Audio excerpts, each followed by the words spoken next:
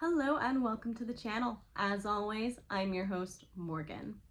The holiday season is in full swing. 2020 is racing to a close and work has kind of been pretty crazy lately. So I just wanted to put a little bit of a more lighthearted video out there about a topic that at least I find interesting, that I think people with similar interests could also find interesting, and it still has a little bit of science thrown in there.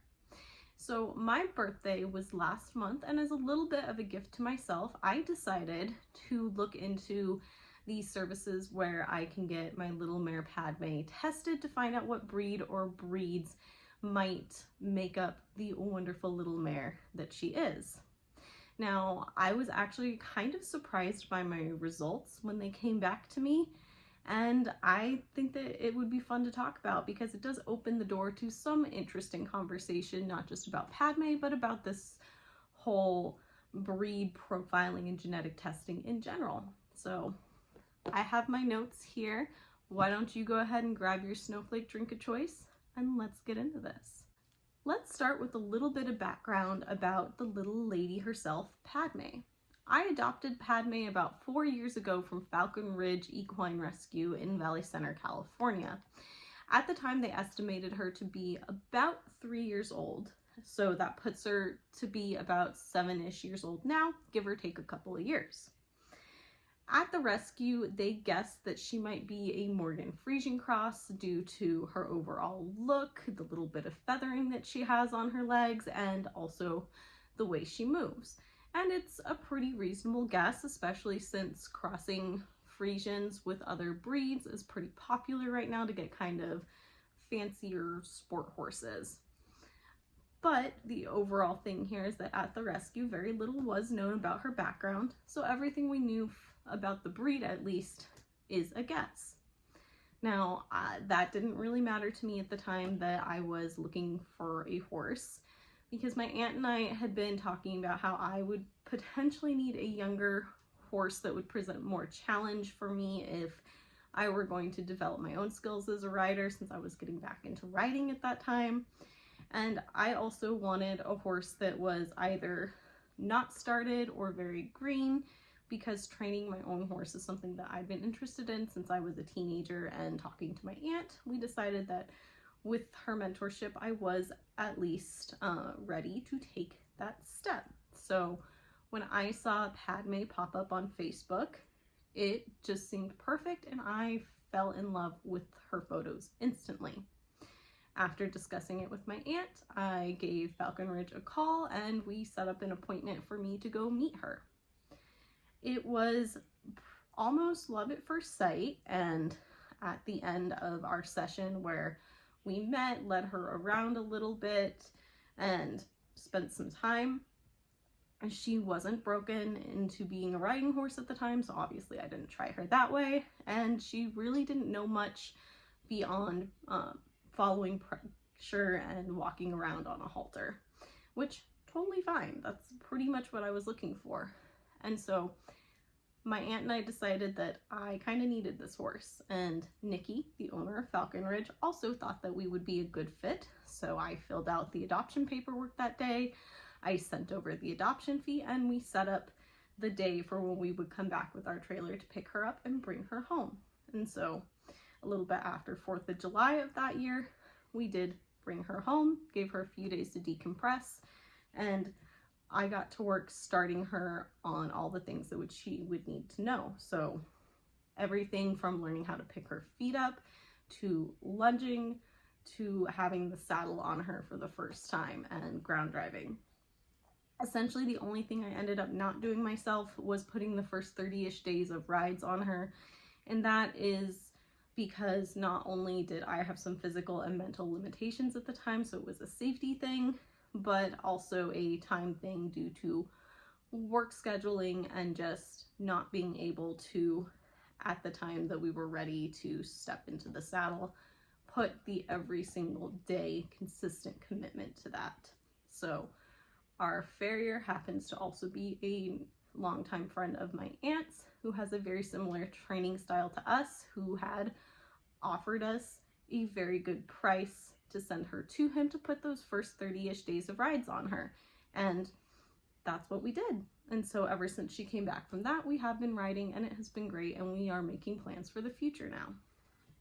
So with all of that background and all of that information, I could keep gushing because she's wonderful, and honestly, I do not say this lightly, but she is basically my heart horse, and I would do whatever I need to prevent her from ever needing to be rehomed.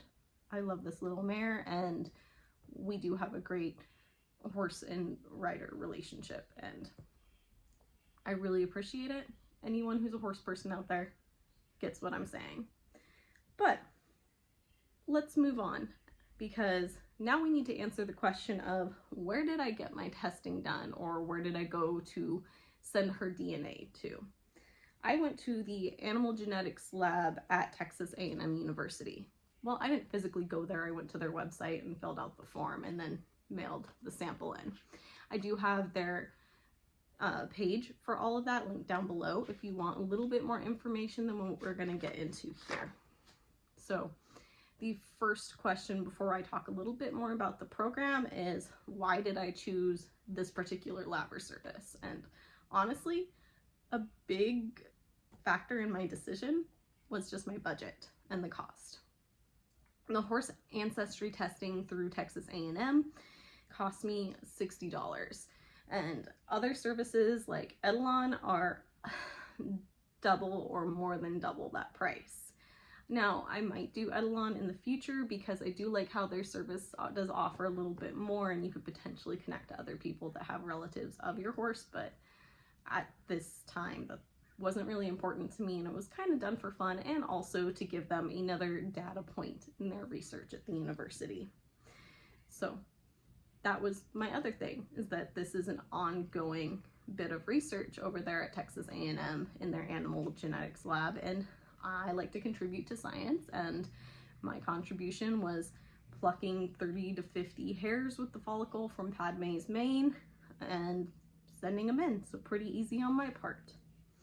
So let's move into talking a little bit about the program, and all of this is on their website. I'm not going to go super in depth, but it is an interesting read, and they do have a ton more in the way of sources cited as well. So that's a fun rabbit hole if you find genetics, especially horse genetics and ancestry, interesting like I do. This is going to be a bit more of a Cliff Notes version and overview of kind of what they're doing when you do send your DNA in after filling out the form and paying the fee, of course. I believe they're testing the horses specifically in North America. I don't know if they have this service open to anyone outside of North America. I did not look that far into it, but I'm in California, so I didn't really need to. They use DNA from a hair sample that the owner, so me, would pull from either the mane or the tail, and the important thing is that it will have the hair follicle with it, because that's kind of where the DNA that they need is. It's super easy. You just go and just basically pull straight up, and you can see if the follicle's there or not, and they have their little form that you can either tape it to. I put mine in a little baggie in the envelope with the form, and then you mail it off. So once they get that DNA, what they do is they use it to create this kind of DNA genotype profile panel for your horse or the subject horse, and they compare it to 50 horse breeds. Now, why only 50 horse breeds when there are so many breeds out there in the world? Well, they did make their exclusions and their decisions based on a few factors that do make sense once you break it down and start looking at it. So first things first, they excluded very rare breeds. So breeds that you're not really going to find outside of their area of origin, or breeds that just are not common in North America in general, because it's unlikely that your horse would match there anyway. So it is kind of a waste of resources to compare. They also excluded breeds with open or partially open registries, like American paint horses, for example, because with that, since the registries are open, it's not a quote-unquote pure profile to be comparing to, because you're getting influence from other breeds. Now, they do include the American quarter horse, which does allow crossbreeding in their registry in specific cases, But if you have the American Quarter Horse in there, they are very closely related to, say, the American Paint Horse and the Appaloosas. So that's another reason why they would choose to exclude, say, your Paint Horse and your Appaloosa, because a lot of those, there's cross registry and things as well with that. And that's probably as far as I'm going to get into that, because I'm not a breeder and I only know a very surface level understanding of registries and all that fun stuff. And then they've also excluded the less genetically defined breeds like Mustangs, for example. So Mustangs, some of them you can trace their bloodlines or their ancestry back to those original Spanish horses that came over, but at the end of the day, they are a feral breed, and so they have intermixed with any other breed that has happened to get out and breed with them as well. So they're not really a nailed down specific breed for, say, a specific purpose like a thoroughbred would be. And that is a big reason why Mustangs would be excluded, because you may get a bunch of breed hits even though your horse is a Mustang. But I digress because I'm starting to ramble a little bit. It is also important to note that even though there are many hundreds of horse breeds in the world, it does not necessarily matter what place you're looking at to get your number for how many horse breeds there are. No matter what source you're using, you're going to be getting a different answer. So there are some places that say there's over 1,000 breeds in the world, but in that source, you need to note that some breeds may technically be counted more than once because they may be called something different in one country to another. So take that with a grain of salt, any number you hear for how many horse breeds are in the world, because you got to look at the source and note that if you go to another source, it's going to be different. So the 50 breeds that are chosen have been chosen for a specific reason. So they're more common in the United States. If you look at the list, you'll notice that some of them might not be super common, but they are breeds that are reasonable. They are breeds with well-defined ancestry and bloodlines, sometimes to the detriment of horses. I know that there are certain breeds like Friesians that there are genetic issues because of how small gene pools are for registry and stuff, but that's a discussion for another day. So how common they are and how defined that genetic profile is basically the main reasons they chose the 50 breeds that they did. And if you look at like the tree that they provide, which is super cool, I like phylogenetic trees, you can see how related some of these breeds are. Once they do get that genetic profile and they're comparing it to the breeds through a computer program that they use, they can then figure out the top 3 breeds that are likely to be the breeds that make up the subject horse's ancestry. It is also important to note before we really get into it that the report is not a guarantee that the subject horse is a particular breed or any of the 3 breeds listed. Horses are so genetically similar that it's not really possible to give a breed percentage also. So just because you have breed A as your number 1 breed and breed B as your number 2 breed, it doesn't necessarily mean your horse is 30% A, 30% B, and then the rest a third breed, because when you get your report back, you do have your first, second, and third breed, and we're going to go through Padmes together. But even though there is that bit of gray area in the test is accurate enough that if a sample from a purebred, so like say your registered quarter horse, is sent in, then that horse is almost always going to be assigned the correct breed in their number 1 slot. So keep that in mind as well. There's gray area, but it is still pretty accurate because of the genetic markers that they're looking at on the panel. The last thing that you need to keep in mind is that there's also no guarantee that all 3 breeds reported are most definitely part of your subject horse's ancestry, especially when you have 2 breeds that are really closely related. Like if you have a Clydesdale and another draft breed, it may just be one or the other, because when you get down to say your draft horses, they're pretty related. So you might look similar to one and another, but you may not necessarily have both of them in the ancestry. So that's another thing to keep in mind as well. But once that test is run, you get back 2 reports. The ancestral DNA report, which we're going to look at together, and that's the one that has your first, second, and third breeds in there. And then you'll also get the genetic marker report, which is cool. I don't necessarily know how to read it very well, but I do think it's cool to have. But without further ado, let's look at Padmé's ancestry report together. So in her first slot, we have Belgian draft, which honestly is not the most surprising thing, because when you look at Padmé, she does kind of look like a small little draft horse. So this made sense to me. This didn't really surprise any of us, being my aunt and the rest of my family when we were looking at it together. In the second slot, she has Friesian, which again wasn't super surprising to us, and that was one of the original guesses that she may be. So not super surprising, but if anything, I thought that was going to be wrong from the rescue's guess. I thought it might be the Friesian half, but her number 3 breed slot is what really did surprise us, and it kind of did feel out of left field a little bit. And this number 3 breed was the Colombian Paso Fino. But when you sit down and think about it, she is kind of a fancy mover, so it does make sense that it would be Paso Fino in there. Now, again, I do keep in mind that just because she has these 3 breeds doesn't necessarily mean that any or all of them are even part of her ancestry, but I do think that it is interesting, and it does, we are in Southern California, so Paso Finos aren't super out of left field, and we do see draft crosses quite a bit, and Friesian crosses as well. Take all of that with a grain of salt. I think it's super cool. I was very excited to get that back to kind of have a better understanding of where Padmé comes from.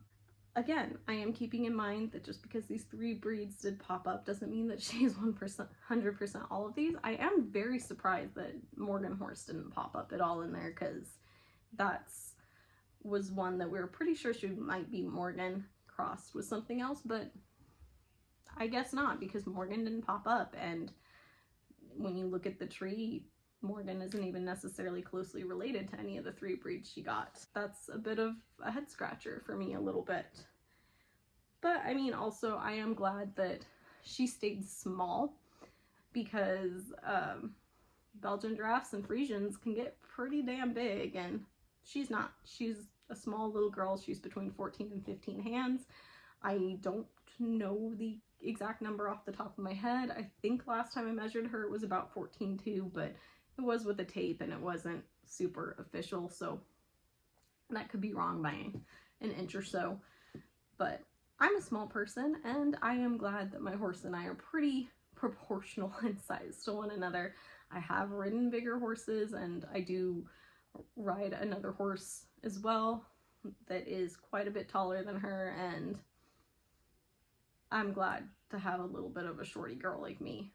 Not that the big tall horses aren't fun too, but again, I'm starting to ramble, and her size in and of itself might be more evidence of the Paso Fino lineage. So I have linked some general info about the 3 breeds down in the description below if you want to look at those, because I think that's kind of interesting as well, and another opportunity to learn some more.